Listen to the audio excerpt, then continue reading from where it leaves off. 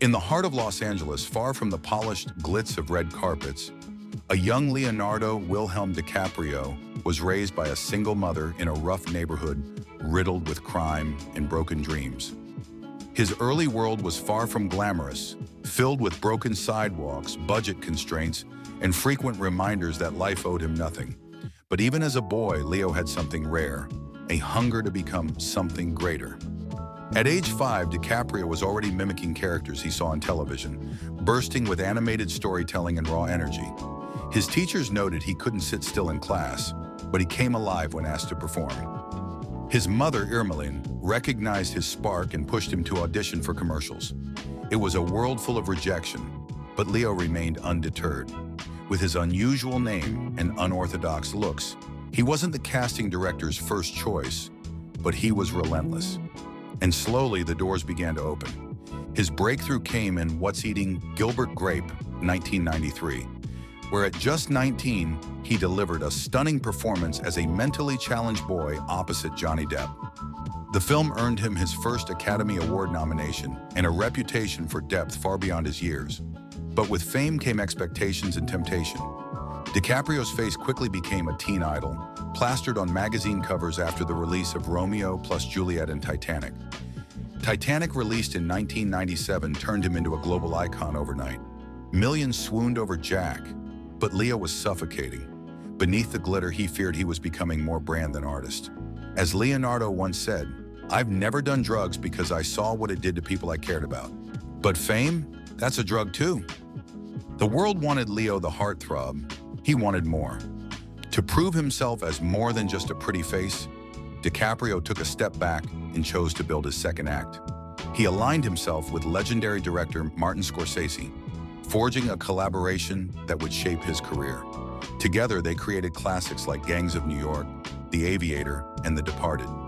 Each role pushed Leo further into darkness, into complexity, and into greatness. He immersed himself in character work. In The Revenant, he slept in animal carcasses, ate raw bison liver, and filmed in freezing temperatures to capture the brutal reality of frontiersman Hugh Glass. The performance earned him his long-awaited Oscar, but it was the journey, not the trophy, that mattered most. Throughout the years, Leonardo's ability to disappear into characters drew admiration. Co-stars described him as obsessive in the best way. "He doesn't act," said Tom Hardy, "he becomes." While Hollywood honored him, DiCaprio's true passion began to shine elsewhere on our planet. Inspired by documentaries and personal experiences with climate change, he began producing environmental films and founded the Leonardo DiCaprio Foundation. He spoke at the United Nations, met with world leaders, and donated tens of millions to conservation efforts. Unlike many celebrities, his advocacy wasn't performative. On sets, he insisted on eco-friendly practices. At home, he lived modestly compared to his wealth. "I feel a moral obligation," he once said. "What's the point of all this success if I don't use it for something greater?" Even when criticized for flying private jets to climate conferences, Leo didn't fold. "Hypocrisy isn't the crime," he said. "Indifference is." Behind the accolades and speeches lies a man driven by purpose, an inner spark forged not in comfort, but in the friction of ambition and empathy. What kept DiCaprio going wasn't the pursuit of fame or wealth, but the belief that art could inspire change and that success meant nothing unless it served a higher good.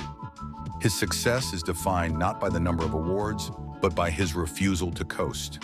Even after global recognition, DiCaprio continues to take on grueling roles, donate to causes quietly, and use his platform for voices far beyond his own. Before we close, let's pause and highlight the 3 habits that powered DiCaprio's success and can inspire ours too. First, obsessive preparation. Leo dives headfirst into his roles, studying, researching, and even suffering physically to honor the truth of his characters.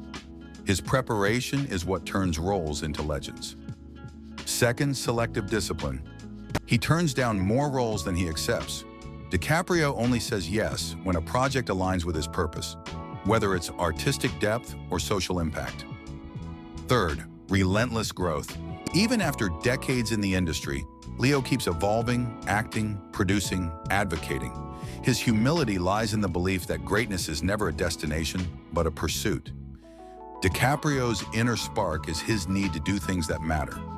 Whether it's a gritty role or saving rainforests, he refuses to be passive. He acts on screen and in life, with meaning.